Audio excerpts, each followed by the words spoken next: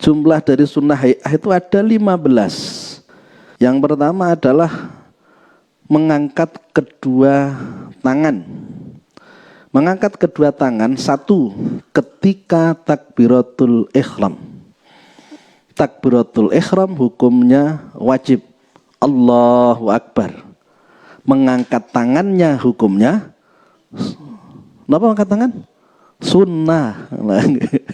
Yang kedua adalah mengangkat tangan itu di saat mau rukuk dan saat bangun dari rukuk. Jadi yang ketiga, kedua di saat rukuk, yang ketiga di saat mau iktidal, bangun dari rukuk, iktidal. Itu sunnah mengangkat tangan. Allahu Akbar, arep rukuk ngangkat tangan, Samiallahu liman hamidah. Satunya lagi sunnah mengangkat tangan, yaitu ketika bangun dari tahiyat awal. Jadi tempatnya kita mengangkat tangan pada 4 tempat. Satu, ketika takbiratul ihram. Yang kedua, ketika akan rukuk. Yang ketiga, ketika sami Allahu liman hamidah. Yang keempat, ketika bangun dari tahiyat awal. Yang berikutnya, sunnah malih wawat ul yamin ala shimal, meletakkan tangan kanan di atas tangan kiri. Namun mayoritas itu tidak mensunahkan tayamun. Jadi langsung Allahu Akbar langsung ngeten. Caranya bagaimana dalam meletakkan tangan ini? Ngeten. Niki sing jempol karo kelingking ngetene sing niki lurus. Ngeten. Ngeten. Posisinya seperti ini. Dan posisinya kita dalam menyedekapkan tangan itu di bawah dada, di atas pusar. Sunnah malih wal isti'adatu ba'dat tawajjuh, membaca a'udzu billahi minasyaitonir rajim. Niku disunahkan sebelum membaca Al-Fatihah, setelah membaca doa iftitah. Jadi setiap Fatihah yang kita baca dalam setiap rakaat itu disunahkan dimulai dengan a'udzu billahi minasyaitonir rajim. Wa hay'atuha ayis sholati wa arada bi hay'atiha ma laysa ruknan fiha wala ba'dan yujbaru bisujudi sahwi khamsata asara khoshlatan. Sunnah hay'ahnya sholat ini berkaitan dengan kesunahan yang ada di dalam sholat. Yang sebelumnya kita membahas sunnah sebelumnya sholat dan juga sunnah hay'ahnya sholat, adzan iqamah, sunnah ab'adnya sholat, adzan iqamah, dan juga doa kunut serta tahiyat awal. Yang sekarang dibahas tentang sunnah hay'ah. Pertama, sunnah itu apa? Sunnah itu dikerjakan dapat pahala, ditinggalkan tidak berdosa. Tapi kalau wajib dikerjakan dapat pahala, ditinggalkan berdosa. Wajibnya sholat disebut dengan rukun sholat, kok kita tinggalkan, maka sholat kita tidak sah. Makanya kalau tidak paham tentang rukun-rukun sholat, bisa jadi ada salah satu rukun yang tidak dikerjakan, sehingga sholatnya tidak sah. Kalau sudah tidak sah, tidak akan diterima. Kalau tidak diterima, berarti zong, tidak dapat apa-apa, padahal waktu hidupnya tidak pernah meninggalkan sholat. Ternyata sholat yang dikerjakan salah, tidak sah, tidak diterima. Karena harus hati-hati. Wong urip ora suwi sak wayah mati, sangune mati ojo lali. Bismillahirrahmanirrahim. Hay'ah apa? Hay'ah adalah sunnah di mana jika ditinggalkan tidak ada kesunahan untuk melakukan sujud sahwi. Sunnah dalam sholat itu ada sunnah hay'at, ada sunnah ab'ad. Kalau ab'ad ditinggalkan, kita disunahkan melakukan sujud sahwi. Sujud sahwi itu apa? Sujud yang dilakukan sebelum salam. 2 kali sujud, Allahu Akbar. Sujud pertama duduk, di antara 2 sujud. Ke sujud baca apa? Sama dengan bacaan sujudnya sholat. Subhanarabbiyal a'la bihamdi. Kemudian duduk di antara dua sujud, Rabbih firli warhamni, sujud lagi Allahu Akbar, Subhana rabbiyal a'la bihamdi, lantas setelah itu salam. Itu namanya sujud sahwi. Kita lakukan apabila kita meninggalkan sunnah ab'ad. Nabat contohnya apa? Meninggalkan tahiyat awal atau meninggalkan doa kunut. Sunnah ab'ah diganti dengan sujud sahwi andaikan ditinggalkan. Teng mriki didhawuhi wa arada bihaiatiha. Yang dimaksud dengan sunnah hayahnya salat malaisa ruknan fiha, yaitu yang sesuatu yang bukan rukunnya salat. Berarti kita harus rukun salat harus tahu. Rukun salat dibagi menjadi 4. Rukun qalbi, rukun ma'nawi, rukun qauli, rukun fi'li. Ngoten nggih. Rukun qalbi niat bareng dengan takbiratul ihram.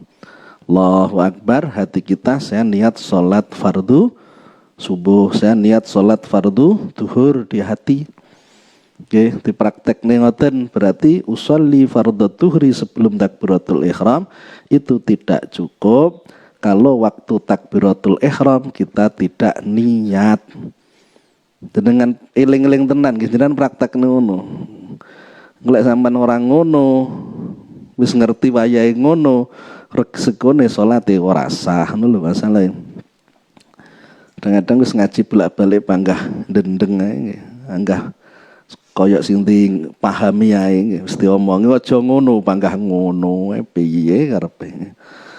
Enten rukun maknawi, rukun makna apa tartib berurutan, mendahulukan yang harus didahulukan, mengakhirkan yang harus diakhirkan. Salat niku ndak kena mlenca-mlenco. Kok takbiratul ihram, ngadeg Fatihah, kemudian ruku', i'tidal dan seterusnya. Urutannya harus sesuai namanya rukun maknawi. Rukun qauli, perkara yang wajib diucapkan, dibaca, harus keluar suara. Ndak sah sholat yang tidak mengeluarkan suara.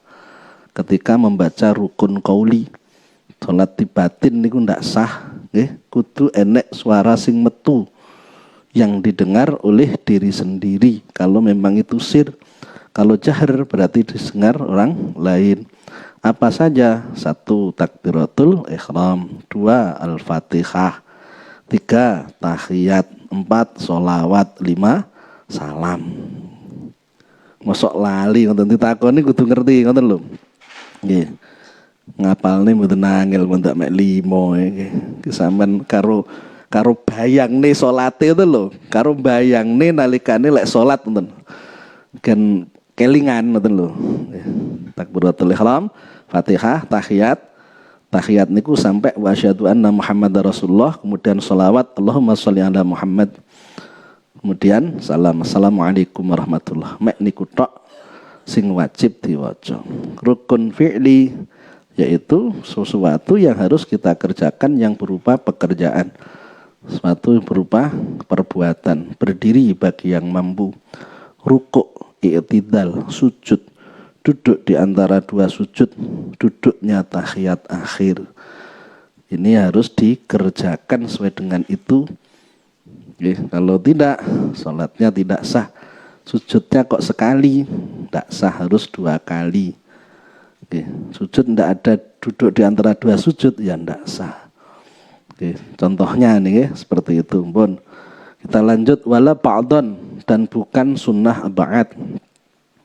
Yujbaru bisujudi sahwi, di mana ketika meninggalkan sunat ab'ad, yaitu sunnah ketika ditinggalkan, disunahkan untuk melakukan sujud sahwi. Kalau kita jadi imam atau sholat sendirian.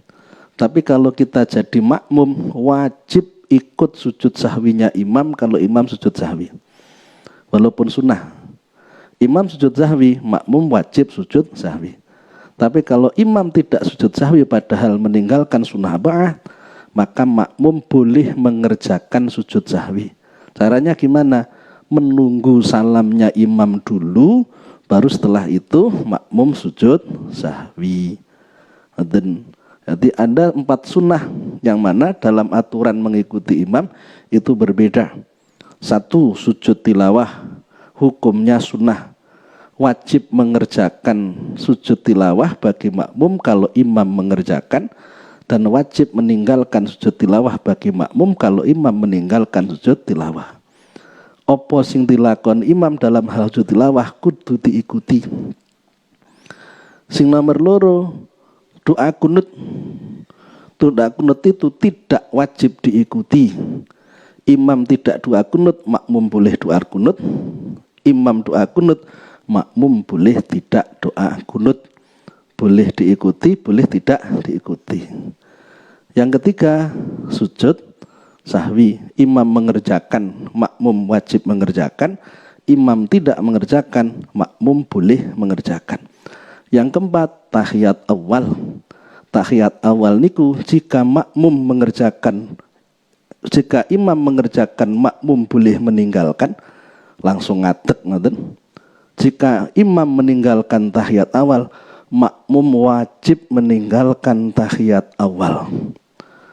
Kalau makmum tahiyat awal padahal imam berdiri tahiyat awal, sholatnya makmum batal jika tidak niat mufaroqoh.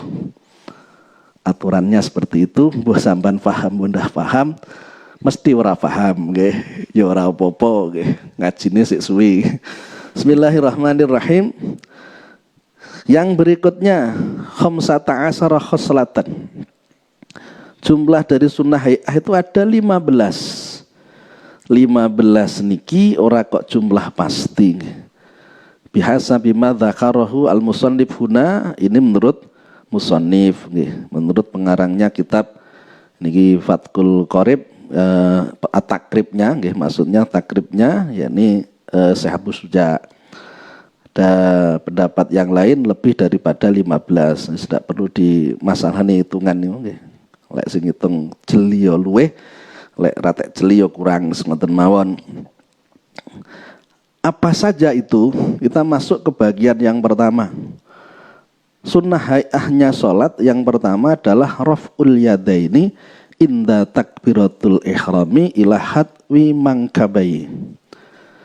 Yang pertama adalah mengangkat kedua tangan. Mengangkat kedua tangan, satu, ketika takbiratul ihram. Takbiratul ihram hukumnya wajib. Allahu Akbar. Mengangkat tangannya hukumnya, kenapa angkat tangan? Sunnah. Nah, niki lho, wis tuwek barang kajine lali. Takbiratul ihram Allahu Akbar. Kalau dipraktekne ngoten Allahu Akbar karo lembean nyantai. Orang angkat tangan bi imame lho. Imame ternyata pinter fikih. Ora wajib orang angkat tangan misalnya, ora apa-apa, jangan dipaksakan. Sunnah ya sunnah ngoten lho. Akhirnya kan ndak menyalahkan, lek ra tau peh wis imame ra tau ngangkat tangan wis gah aku mak marang imam kuwi. Ndak sila dipraktekno. Ini untuk membuktikan memang ndak wajib. Ndak wajib. Lan Gus Wahab niku nggih dawuh Gus Wahab kan, aku lek qobliyah ba'diyah ora patek salat tau. Kenapa? Ndarani wajib, wong-wong nganggep wajib. Tak tinggal sebagian, ora kok tertib ngoten ya. Nggih, untuk ngajari biar ndak terkesan wajib. Yang pertama dalam mengangkat tangan itu dimulai dari hamzahnya lafaz Allah sampai ra'nya lafaz akbar. Allahu Akbar. Jadi mulai dari hamzahnya lafaz Allah sampai ra'nya akbar. Terus mana posisinya ila hatwi mangkibahi. Diluruskan dengan kedua punggung. Jadi sampai ke sini. Sampai ke sini. Niki kalau mau mengambil kesunahan. Sama ngangkat ngeten ya serapo, masuk ngene ya ora apa-apa, wis ngangkat. Urusane ngangkat tok niku wis ganjaran to lho, wis sunah. Dengan praktek ngangkat ila hatwi mangkibahi sejajar dengan kedua punggung itu sunah yang lain. Terus rapat tenggene kuping sunah yang lain, ngoten lho. Sembarang ngangkat Allahu Akbar ngene wis centawian ngene wis oleh ganjaran wis ngangkat. Lek meneng kan ndak ngangkat jenenge. Kapan wis diangkat kae empun. Sele wong wedok ngangkate sampai kene Allahu Akbar ngene ora apa-apa. Nek wong sing ngangkat ngoten Allahu Akbar, bah ngangkate mek sedek men. Krana rada lara tangane wis bede ora apa-apa. Kan ngangkat bisa ngoten lho. Nggih. Makanya dalam praktek ngangkat ini ulama ya berbeda-beda nggih. Sejajar dengan telinga, ada mengatakan hanya sampai segini nggih. Enak sing ngomong lek wong wedok mek teko kene. Padahal sama-sama dengan laki-laki sebenarnya sama. Kalau kita melihat perbedaan pendapat, yang jelas dengan mengangkat tangan sudah mendapat kesunahan. Yang berikutnya waraful yadaini indar ruku' wa indar raf'i minhu. Yang kedua adalah mengangkat tangan itu di saat mau rukuk dan saat bangun dari rukuk. Jadi yang ketiga, kedua di saat rukuk, yang ketiga di saat mau iktidal, bangun dari rukuk iktidal. Itu sunnah mengangkat tangan. Allahu Akbar, arep rukuk ngangkat tangan, sami Allahu liman hamidah. Sunnah mengangkat tangan. Mulai dari posisi rukuk sampai tegak berdiri. Sami Allahu liman hamidah. Sunnahnya makmum sekalipun membaca sami Allah liman hamidah dalam madhab Syafi'i. Yang berikutnya wawat ul yamin, bon. Berarti terus ada lagi wa indar raf'i minhu kan ngoten namengan nggih. Ada lagi, satunya lagi sunnah mengangkat tangan yaitu ketika bangun dari tahiyat awal nggih. Jadi dari tahiyat awal itu sunnah mengangkat tangan. Tapi dari jalsatul istirahah rakaat pertama, rakaat ketiga, setelah sujud yang kedua kita akan duduk sebentar. Itu namanya jalsatul istirahah. Duduk istirahat. Ketika orang duduk setelahnya sujud yang pertama, sujud yang kedua pada rakaat pertama, itu namanya jalsatul istirahah. Jadi orang langsung ngadeg nyet ngono lho. Allahu Akbar sujud misalkan. Allahu Akbar ngoten lho. Jadi sujud duduk sebentar berdiri. Ngoten lho. Ora kok langsung bar sujud berdiri mboten. Pas niku ndak disunnahkan mengangkat tangan. Yang disunahkan ketika bangun dari tahiyat awal. Oke, jadi tempatnya kita mengangkat tangan pada 4 tempat. Satu ketika takbiratul ihram, yang kedua ketika akan rukuk, yang ketiga ketika sami Allahu liman hamidah, yang keempat ketika bangun dari tahiyat awal. Eling mboten? Eling nggih, mendina dipraktekne sajane terus takoni ngono. Iya, kok nek ngendi ae ya ngono bingung sih. Oke, berarti lek rakaat pertama ning rakaat kedua ra usah ngangkat tangan kecuali wong alim. Wong alim niku nyontohne enek pendapat liya, ngoten lho maksude iki. Lek wong biasa itu mesti niku pergo ra paham niku. Mungkin enek pendapat lain yang tetap mensunahkan mengangkat kedua tangan walaupun dari rakaat pertama. Bukan hanya bangun dari tahiyat awal. Bisa jadi karena fikih memiliki wawasan yang luas untuk pendapat-pendapat ulama. Kemudian dari rakaat ketiga berdiri tidak disunahkan mengangkat kedua tangan. Pun yang berikutnya sunnah malih wawat ul yamin ala shimal. Wawat ul yamini ala shimali. Meletakkan tangan kanan di atas tangan kiri. Letakkan tangan kanan di atas tangan kiri. Itu hukumnya sunnah. Berarti bar mengangkat tangan, andaikan jenengan melepaskan tangan, tidak disdakepno niku lho jenenge niki, sedakep niku ya ora apa-apa, hukumnya sunnah. Jadi setelah Allahu Akbar panggah ngeten. Makmume bene ngrasani. Wong memang ora kudu ngoten. Sedakepne niki wis salat ora gelem sedakep piye ta karepe. Utawa sedakepe sampane ngeten. Nyantai gitu. Misale kan wis sedakep jenenge. Nggih. Meletakkan tangan kanan di atas tangan kiri. Teng mriki mayoritas ulama tidak mensunahkan tayamun, mendahulukan tangan kanan, sehingga ndak usah ngeten Allahu Akbar. Nah, iki jenenge tayamun mayoritas nggih. Tadi sebagian mungkin ada yang menjelaskan seperti itu. Namun mayoritas itu tidak mensunahkan tayamun. Jadi langsung Allahu Akbar langsung ngeten. Lek langsung ngeten niki kesannya tangan kiri duluan nggih mboten. Kanan toh, tangan kiri dhisik kan. Lek ngeten berarti tangan kanan dhisik. Allahu Akbar. Plek. Nah, diwalik. Ora kok diputer-puter ngeten mboten. Dhisik ne sing tengen lho maksude. Sampeyan wis udon nggih. Wah, tangan mau salat kok diputer-puter. Ada yang seperti itu, ada sebagian pendapat. Tidak mungkin kalau tidak ada pendapat, buktinya ada orang yang mempraktekkan. Hanya saja pendapat yang mayoritas itu tidak mensunahkan tayamun, mendahulukan bagian yang kanan. Caranya bagaimana dalam meletakkan tangan ini?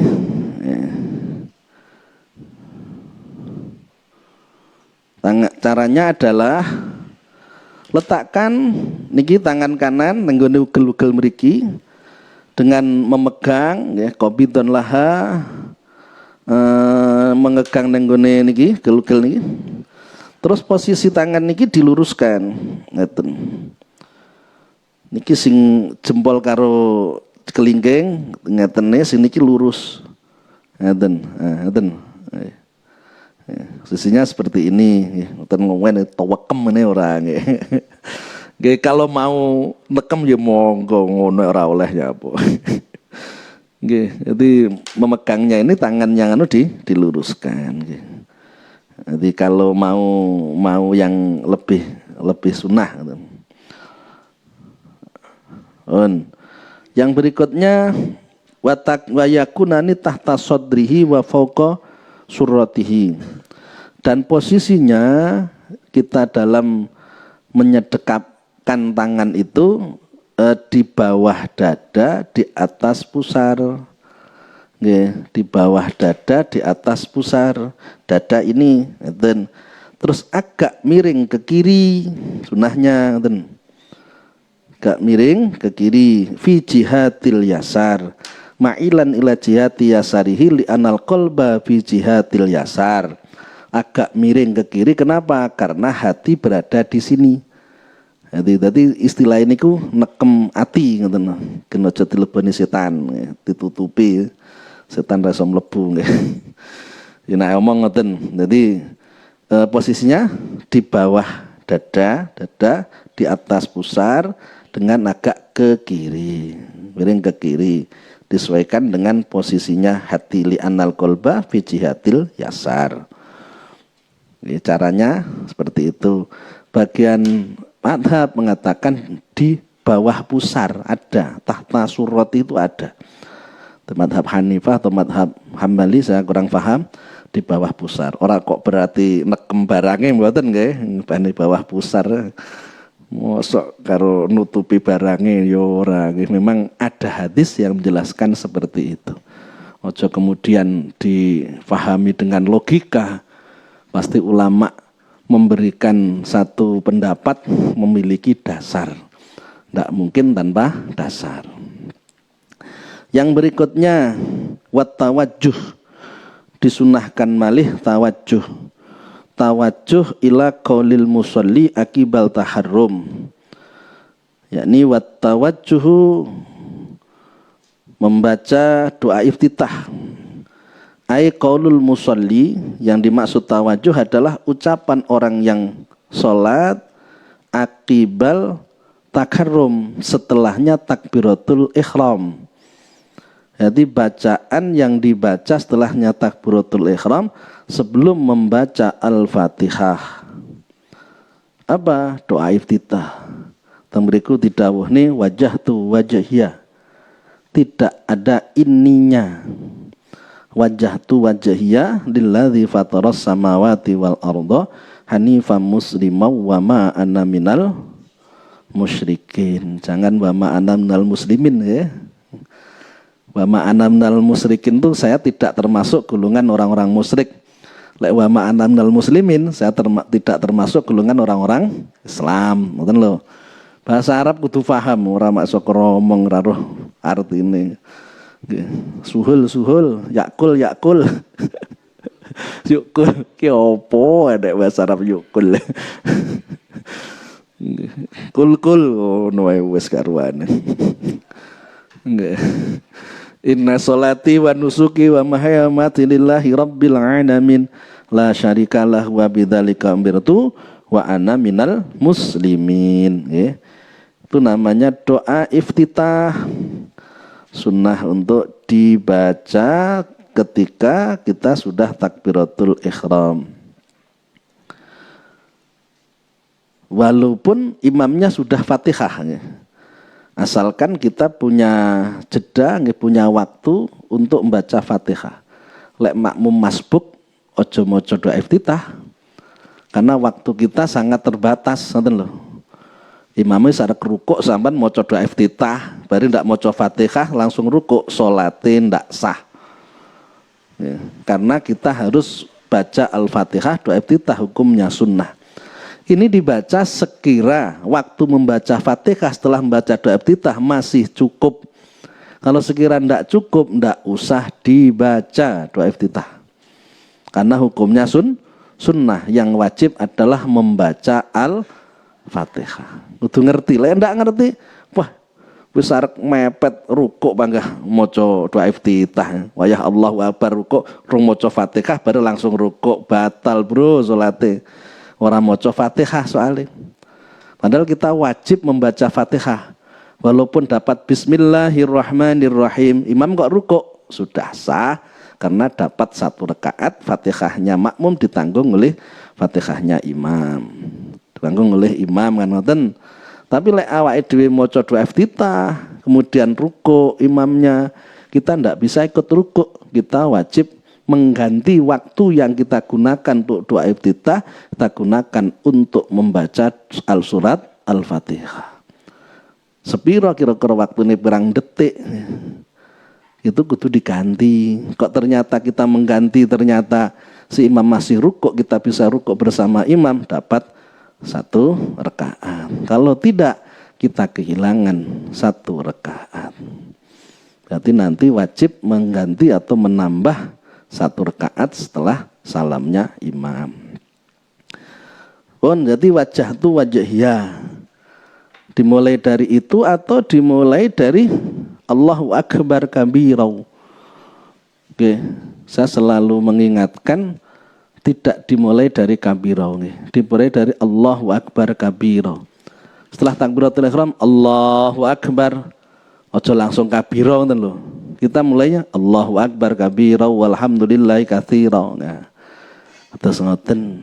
Jadi bukan langsung kabirau tapi Allahu Akbar kabirau walhamdulillahi katsira wa subhanallahi bukratan wa asila. Itu sudah jadi doa iftitah. Walaupun tidak ditambah wajah tu wajahiyah. Tidak perlu ditambahi ini, langsung wajah tu wajahiyah lilladzi fatras samawati wal ardh. Atau kita pakai Allahumma ba'id baini wa baina khotoyaya kama ba'adta minal masyriq wal maghrib ila akhirih. Itu juga doa iftitah. Digabung semuanya. Nggih, boleh, ngoten lho. Asalkan kita asalkan kita bukan sebagai imam. Kalau sebagai imam ngesakno makmumi, tapi lek ora sendirian jenengan gawe sing sak dawa-dawane ra apa-apa, ngoten lho. Semuanya berdasarkan riwayat wajah tu wajahiyah, riwayat Imam Muslim, Allahumma ba'id baina khotoyaya, riwayat Imam Bukhari dan Muslim, kemudian Allahu Akbar kabira, riwayat Imam Muslim. Hadisnya menjelaskan tentang bacaan-bacaan tersebut bisa kita gabung atau kita pilih salah satu. Kita pilih salah satu. Dalam Katkul Qorib yang dipilih wajah tu wajahiyah lilladzi fatras samawati wal arda ila akhirih. Kemudian artine jenengan kudu paham wajah tu ngadepake sapa ingsun, wajahiyah ing awak ingsun.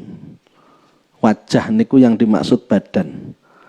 Aku serahkan badanku Kepada siapa? Lilladzi, kepada zat fatara yang menciptakan as-samawati, langit, wal ardo, bumi. Hanifam musliman, dengan yang condong kepada agama Islam dan menjadi orang Islam. Wa ma'ana minal musyrikin, dan aku tidak termasuk golongan orang-orang musyrik yang mensekutukan Allah. Inna sholati, sesungguhnya sholatku, wa nusuki, dan ibadahku, wa mahyaya, dan hidupku, wa mamati, dan matiku, lillahi rabbil alamin, aku serahkan semuanya kepada Allah Subhanahu wa taala, Tuhan yang menjadi pemilik alam semesta. Surat Al-An'am ayat 79 pengambilannya kalau dari Al-Qur'an itu. Berarti lek wis muni wajah tu wajhi sak teruse wong niku wis siap jadi hamba Allah yang sungguh-sungguh melakukan yang diperintahkan dan meninggalkan yang dilarang. Ungkapan yang lain, hidup kita wakafkan kepada Allah Subhanahu wa taala. Karena wis inna sholati. Mendino inna sholati wae pagah ora patek tenanan iki piye ceritane. Ora usah pakai inna sholati ae, ora sesuai kenyataane karo pengakuane. Pengakuane inna sholati wa nusuki, kenyataane ya beler-beler kayak bangkong makan. Ono wae. Inna sholati ini tiga ini ngendi berarti. Oke enak tau, reneng. La syarika lahu wa bidzalika umirtu wa ana minal muslimin. Tidaklah mensekutukan kepadanya, dan dengan tauhid aku diperintahkan dan aku termasuk golongan orang-orang muslim. Yang berikutnya wal murad ayyakula al musalli ba'da taharrum du'a al iftitahi. Yang dimaksud adalah seorang yang sholat setelah takbiratul ihram mengucapkan doa iftitah hadil ayah au khairuha, baik dengan ayat ini seperti yang disebutkan tadi. Lalu ayat kaitannya mulai inna sholati wa nusuki wa mamati lillahi rabbil alamin, atau dengan yang lainnya nggih. Jadi tidaklah dihindari Allahumma ba'id aku ndak gelem gitu tuh NU misalnya nggih mboten ngoten. Nggih, sing ndak NU yo gah wajah tuh aku harus Allahumma ba'id. Ini ndak seperti itu. Doa iftitah apapun boleh. Doa iftitahnya madhab Hanafi ndak sama dengan Syafi'i, ndak sama. Pakai doa iftitah yang lain. Nanti apapun doa iftitahnya itu boleh dibaca, tidak perlu dipilah dan dipilih ngotot. Sing Allahumma ba'id baini wa baina khotoya, ini riwayat Bukhari Muslim, ini riwayat Muslim. Apa sing Bukhari Muslim ora digawe, sing Muslim tok digawe. Wah, jadi logika tok ngoten niku nggih. Aja melu-melu ngurusi hadis lek memang bukan ahli hadis. Para ulama yang ijtihad itu jauh lebih paham dalam menggunakan hadis dengan riwayat-riwayat hadis yang ada. Berdebat nanggone wong sing ora berilmu ya wangel. Bismillahirrahmanirrahim. Mimma warada fil istiftah. Jadi apapun yang disunahkan di dalam doa iftitah itu boleh dibaca. Terserah kita pakai yang mana, semuanya boleh. Yang berikutnya sunnah malih wal isti'adatu ba'da tawajjuh, membaca a'udzu billahi minasyaitonir rajim. Niku disunahkan sebelum membaca Al-Fatihah, setelah membaca doa iftitah. Dan doa iftitah itu tadi juga disunahkan di dalam sholat sunnah. Bukan hanya sholat fardu, sholat sunnah pun juga disunahkan membaca doa iftitah atau istiftah. Biasanya lek ra roh takbiri ra percaya ngono biasane. Waduh angel.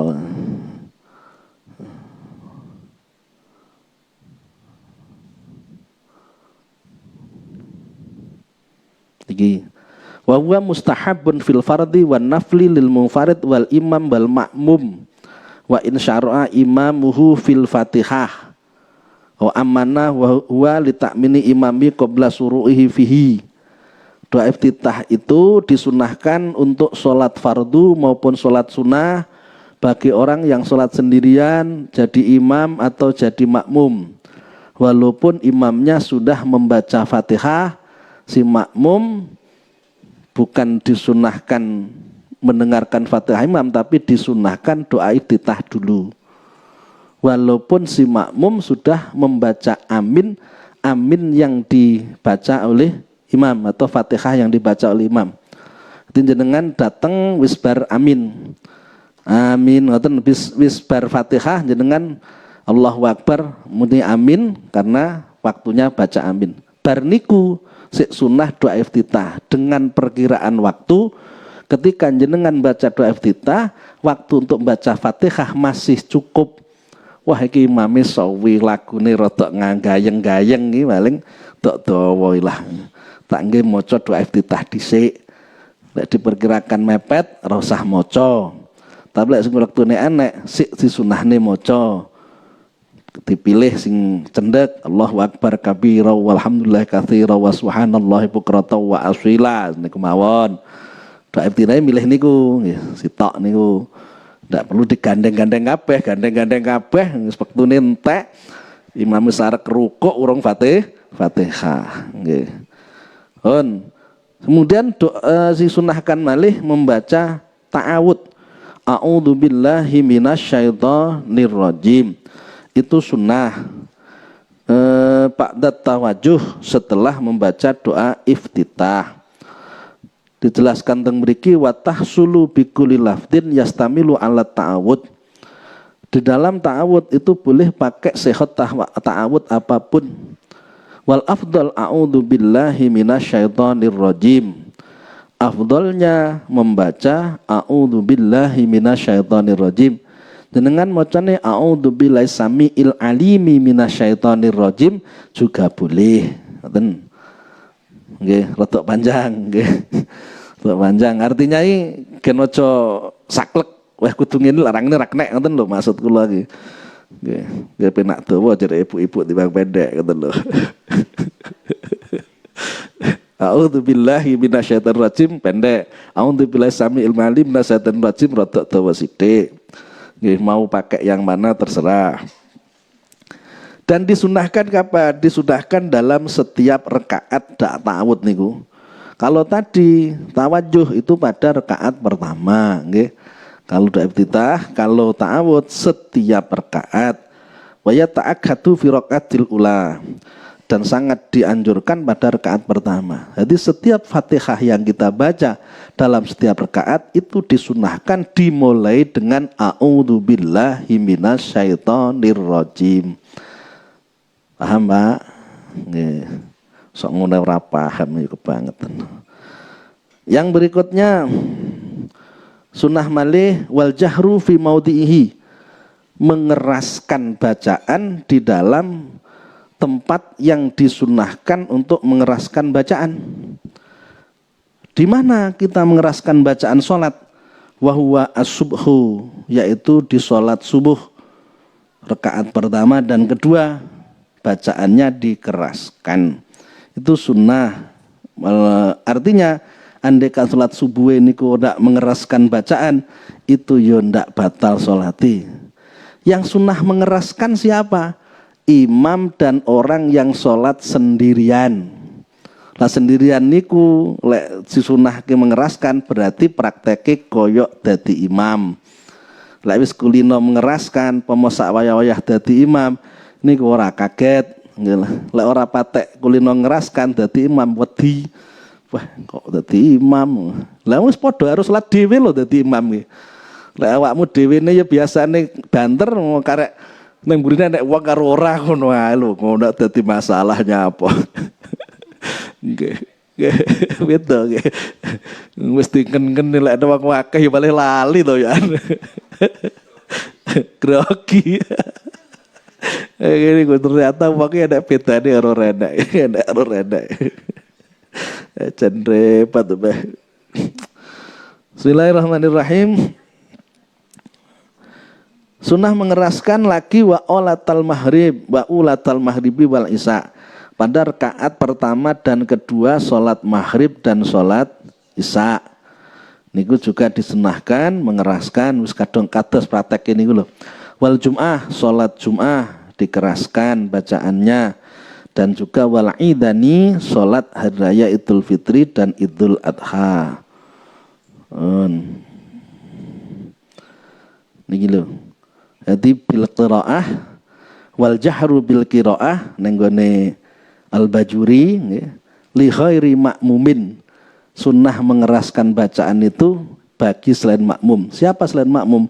Min imamin wa mungfaridin. Baik imam maupun orang yang sholat sendirian. Tapi kenapa prakteke lek sholat dhewean ora dibanterno? Halo, piye ya? Berarti lek niku disunahne, niku lek ora diwaca berarti makruh. Amal makmum fayusannu fi haqqi al-israr, kalau makmum itu sunnah dipelankan. Bagi makmum, lek banter yo nyaingi imam kalian. Kemudian wal israr fi maudhihi, dan disunahkan untuk memelankan bacaan di dalam sholat yang memang disunahkan untuk dipelankan bacaannya. Wa huwa ma'adal ladzi dzukir, yaitu sholat selain yang telah disebutkan. Berarti rakaat ketiga sholat maghrib, rakaat ketiga keempat sholat isya, rakaat dalam sholat duhur dan sholat asar. Itu dipelankan bacaannya baik jadi imam maupun sholat sendirian. Terus batasan keras itu bagaimana? Wahaddul jahri ayyazida ala istima'i nafsihi bikaitsu yusmi'u man biqurbihi. Namanya keras membaca lebih daripada didengar sendiri, yakni bisa didengar oleh orang dekatnya, orang lain yang berada di dekatnya. Sedangkan pelan wahaddul israr ayusmi'a nafsahu. Namanya pelan itu dirinya masih mendengar. Fakot dirinya sendiri mendengar. Wala yakfi tahriku lisanihi min hari isma'in.